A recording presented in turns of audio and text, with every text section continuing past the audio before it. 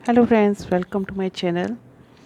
आज का मेरा टॉपिक है difference between contract and agreement.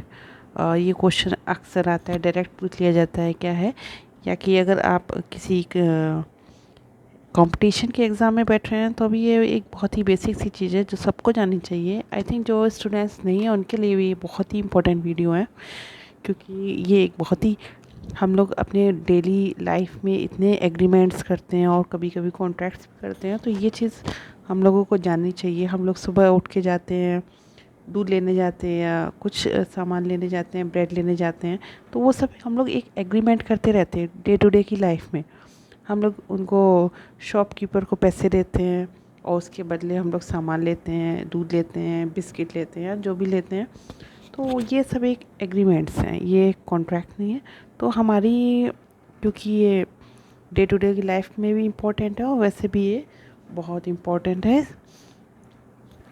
देखिए, तो फिर अभी स्टार्ट करते हैं video without wasting any time.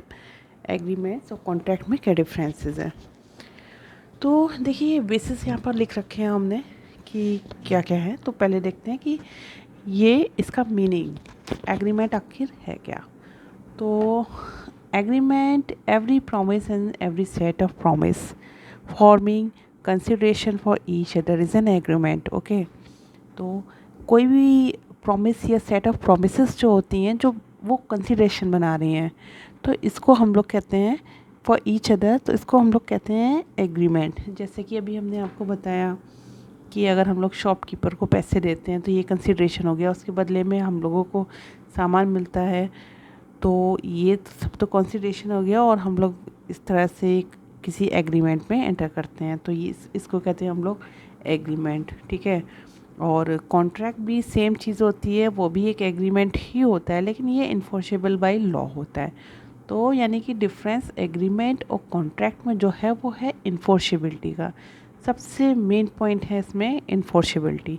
अगर आपको ये चीज़ समझ में आ जाती है तो आपको पूरा कॉन्ट्रैक्ट समझ में आ जाएगा। ये वाला पूरा वीडियो आपको बहुत ही अच्छे से आ जाएगा। खैर, इसका एक बहुत ही लीडिंग केस है जो कि है कलाई हेल्डर वर्सेस शेख का। तो पहले हम लोग ये डिस्कस करते हैं इस केस में क्या हुआ था। इस केस में हुआ था, एक बंदा था कलाई हेल्डर और दूसरी पार्टी थी शेख की। तो ये दोनों आपस में फ्रेंड थे, कलाई हेल्डर और शेख आपस में बहुत अच्छे दोस्त थे। तो कलाई हेल्डर का मन था कि वो शेख को अपने डिनर पार्टी में इनवाइट करें। तो कलाई हेल्डर ने कहा कि शेख, क्या आप मेरी पार्टी में आएंगे? क्या मैं आपको डिनर पे इनवाइट करना चाहता हूँ, क्या आप आएंगे? तो शेख ने कहा हाँ बिल्कुल, क्यों नहीं आऊँगा, मैं आऊँगा। ऐसा करके शेख जो है चले गए। फिर कलाई हेल्डर ने पार्टी वाली दिन बहुत तैयारियां की, बहुत सारा डिनर बनवाया, बहुत अच्छा काम मतलब सब कराया, बट शेख नहीं आए। कलाई हेल्डर बहुत देर तक वेट करते रहे बट शेख नहीं आए। कलाई हेल्डर को बहुत ही गुस्सा आया, तो कलाई हेल्डर ने केस किया, है ना, सूट फाइल किया इनके ऊपर कि मेरा इतना पैसा खर्च कर दिया, हमने इतना पैसा खर्च किया और शेख नहीं आए, तो इसका जो है ये भुगतान करें। शेख शेख कोर्ट में गया ये केस। तो जज साहब ने कहा देखिए कलाई हेल्डर साहब, इसमें हम आपको बहुत सिंपैथी दे सकते हैं, लेकिन इसमें कुछ भी नहीं हो सकता है। क्यों? क्योंकि ये सिर्फ एक सोशल एग्रीमेंट था। यहाँ पर आपका कोई भी इंटेंशन नहीं था कोई लीगल रिलेशनशिप क्रिएट करने का। तो इसलिए sorry, I am really very sorry, आपका खर्च हुआ है, लेकिन शेख इसमें आपको कुछ भी कंपनसेशन नहीं दे सकते हैं। तो इसमें हमें समझ में आया कि offer must intended to create legal relationship. और दूसरी बात है कि आपको समझ में आ गया होगा कि अगली बार आप भी कभी एग्रीमेंट करने जाएं तो समझ लीजिए कि वो केवल एग्रीमेंट है, इसका कोई भी लॉस आपको अगर हुआ तो कोई भी यहाँ पे कंपनसेट नहीं करेगा। ठीक है, तो ये एक बेसिक सी चीज़ थी जो मुझे बतानी थी आपको। तो चलिए आगे शुरू करते हैं। जैसा कि ये भी हम जान गए हैं कि एग्रीमेंट और कॉन्ट्रैक्ट में क्या हम लोगों ने डेफिनेशन से जाना है। तो इन दोनों की डेफिनेशन से देखिए हम ड्राइव करते हैं कि क्या एलिमेंट्स हैं। अब एलिमेंट्स जानते हैं, तो यहाँ पे अभी हमने जैसे आपको बताया कि ये एक तो प्रॉमिस हो गया, ये प्रॉमिस, ठीक है, और ये every set of promises forming consideration for each other is an agreement. तो यहाँ पे दो कौन कौन सी चीज़ें हो गई, एक एलिमेंट्स हो गए, एक तो प्रॉमिस और दूसरा कंसीडरेशन। ये एलिमेंट्स हैं एग्रीमेंट के। प्रॉमिस वो होती है जब ऑफ़र को कोई एक्सेप्ट कर लेता है, वो प्रॉमिस होती है, जैसा कि मैं आपको पिछले वीडियो में बता चुकी हूँ। तो यानी कि अगर यहाँ पे देखा जाए तो यहाँ के इसके एग्रीमेंट के 3 एलिमेंट्स है, offer plus acceptance plus consideration, ठीक है। कॉन्ट्रैक्ट में भी सेम एलिमेंट्स हैं, क्योंकि यहाँ पे लिखा हुआ है एग्रीमेंट, तो ये सारे एग्रीमेंट के एलिमेंट्स आएंगे, यानी कि ऑफ़र, एक्सेप्टेंस जो कि होती है एक प्रॉमिस, प्लस कंसिडरेशन। तो और इसमें इसके अलावा क्या ऐड है, क्या डिफरेंस क्या है, तो हम लोग देखेंगे इन्फोर्सेबिलिटी बाय लॉ, जो भी हमने आपको बताया था, ये बहुत मेन पॉइंट है इसका। तो एग्रीमेंट प्लस इन्फोर्सेबिलिटी बाय लॉ, तो सारे पॉइंट्स एग्रीमेंट वाले हैं, प्लस इसमें इन्फोर्सेबिलिटी भी आ गई है। तो ये कॉन्ट्रैक्ट में और इसके एलिमेंट्स में डिफरेंस हो गया।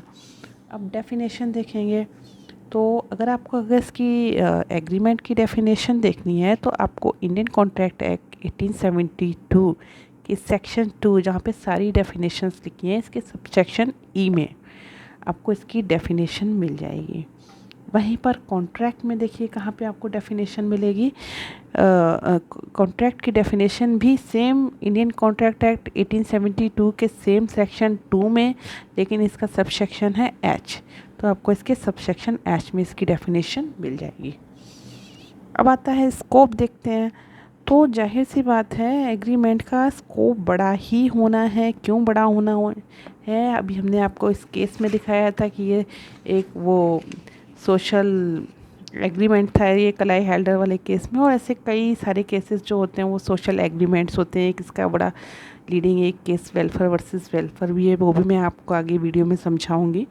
तो ऐसे कई सारे एग्रीमेंट्स होते हैं जो जाते जाते कॉन्ट्रैक्ट नहीं बन पाते हैं, कुछ ना कुछ उनमें इन्फोर्सेबिलिटी में कुछ कमी, मतलब कुछ फॉर्मेलिटी में कमी रह जाती है, जिससे कि वो इन्फोर्सेबल नहीं हो पाते हैं। तो इस हिसाब से एग्रीमेंट्स तो बहुत सारे होते हैं, बट उनमें से कुछ ही होते हैं जो कॉन्ट्रैक्ट बन पाते हैं।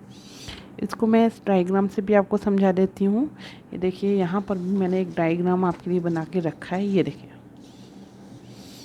इसकी हेल्प से हम लोग समझ सकते हैं। देखिए, एग्रीमेंट्स, ये येलो वाला जो इसमें पार्ट है, ये एग्रीमेंट्स हैं जो कि बहुत सारे होते ही हैं। इनमें से कुछ ही ये है, ये देखिए हमने वेन डायग्राम से समझाने की कोशिश की है। जो ग्रीन पार्ट है ये कॉन्ट्रैक्ट है, ठीक है। तो आप इसमें इसको ये भी समझ सकते हैं, ये आपके सिलेबस में अक्सर ये एग्ज़ाम में क्वेश्चन आता है कि all agreements are contract, but all contracts are not agreement. I am sorry, all agreements are not contract, यानी कि सारे एग्रीमेंट्स हैं वो कॉन्ट्रैक्ट नहीं होते हैं, but all the contracts are agreement. सारे कॉन्ट्रैक्ट लेकिन एग्रीमेंट होते हैं। तो देखिए, इसमें भी आप समझिए, ये जो येलो पार्ट है, ये ग्रीन, ये इसमें तो सारे एग्रीमेंट्स आ गए इस कॉन्ट्रैक्ट में, ये इस कॉन्ट्रैक्ट के पार्ट में सारे एग्रीमेंट्स आ गए हैं, लेकिन सारे जो एग्रीमेंट हैं वो कॉन्ट्रैक्ट नहीं है।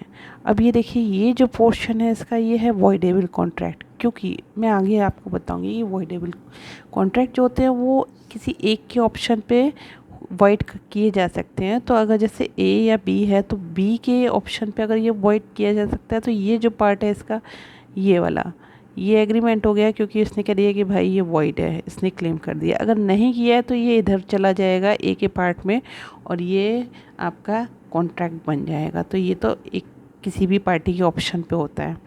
अगर पार्टी चाहे तो इसको वॉइड भी डिक्लेयर कर सकती है, अगर चाहे तो इसको वैलिड कॉन्ट्रैक्ट भी, एग्रीमेंट भी डिक्लेयर कर सकती है। तो इसको इस टाइप से मैंने बना के दिखा दिया है आपको। आई होप कि आपको इस डायग्राम से कुछ हेल्प मिली होगी, कुछ समझ में आया होगा, ठीक है। अब देखते हैं आगे क्या है इसमें। और तो अब एग्रीमेंट का जो फॉर्मेट होता है वो ज़रूरी नहीं है कैसा भी है, क्योंकि एग्रीमेंट है ये तो ज़रूरी नहीं है कि रिटिन हो भी सकता है, नहीं भी हो सकता है। लेकिन कॉन्ट्रैक्ट में नॉर्मली रिटिन होते हैं, रजिस्टर्ड होते हैं, सारी फॉर्मेलिटी पूरी होती ही है, क्योंकि आपको इसको अगर कोई पार्टी ने कुछ डिफ़ॉल्ट किए तो आपको इसको कोर्ट में क्लेम करना होगा, तो फॉर्मेलिटीज़ तो आपको ओबियसली करानी ही पड़ेगी ना पूरी। लीगल ऑब्लिगेशन ये बहुत ही मेन पॉइंट है। यस, ठीक है।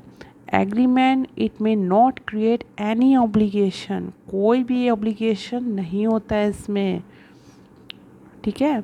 और इट में not create any legal right, ठीक है, ना तो कोई लीगल राइट होता है, ना कोई लीगल इसमें ऑब्लिगेशन होता है। आप कोर्ट में नहीं जा सकते हैं, कोर्ट कुछ भी नहीं है आपकी मदद कर सकता है। लेकिन कॉन्ट्रैक्ट में it necessarily create a legal obligation, creates legal rights and obligation between parties। तो इसमें लीगल ऑब्लिगेशन भी होता है, आपके राइट भी जो हैं वो सेफ होते हैं, आप जाके कोर्ट में क्लेम कर सकते हो और जो भी है डिफ़ॉल्टिंग पार्टी से आपको रेमेडी भी मिल जाएगी। इन्फोर्सेबिलिटी ये तो आपको अब क्लियर हो ही गया होगा इतनी देर वीडियो देखने के बाद कि हाँ, injured party can not sue other and take any claim, ठीक है। तो ये इन्फोर्सेबल नहीं होता है, एग्रीमेंट इन्फोर्सेबल कोर्ट में नहीं होता है, जबकि इंजर्ड पार्टी जो है वो क्लेम कर सकती है, स्यू कर सकती है। तो कॉन्ट्रैक्ट्स इन्फोर्सेबल होते हैं। इन दोनों में इंटर रिलेशनशिप क्या है, जैसे कि अभी हमने बताया था, all agreements are not contract, लेकिन all contracts are agreement. Okay, nature कैसा होता है, नेचर एग्रीमेंट्स लीगल भी हो सकते हैं और इलीगल भी हो सकते हैं, लेकिन कॉन्ट्रैक्ट केवल वैलिड होता है, इसमें और कुछ नहीं चलता है। अगर वैलिड नहीं हुआ तो वो कॉन्ट्रैक्ट नहीं बनेगा। लेकिन जैसे कि एग्रीमेंट्स तो आपस में लोग करते हो सकता है कि वो सही चीज़ पे एग्रीमेंट कर रहे हैं तो वो लीगल है, और अगर गलत चीज़ पे कर रहे हैं या चरस गांजा ऐसा कुछ बेच रहे हैं या कुछ कर रहे हैं तो वो ओबियसली वो इलीगल हो गया। तो कॉन्ट्रैक्ट एग्रीमेंट तो बना ही रहा ना, तो इसलिए ये लीगल या इलीगल कुछ भी हो सकता है, बट कॉन्ट्रैक्ट नहीं होगा। अगर आपको ये वीडियो पसंद आई है तो प्लीज़ लाइक कीजिए and please subscribe my channel. और अगर आपको जो भी वीडियो देखनी है प्लीज़ मुझे कमेंट में बताइए कि आपको किस टॉपिक में अब मैं नेक्स्ट वीडियो बनाऊँ।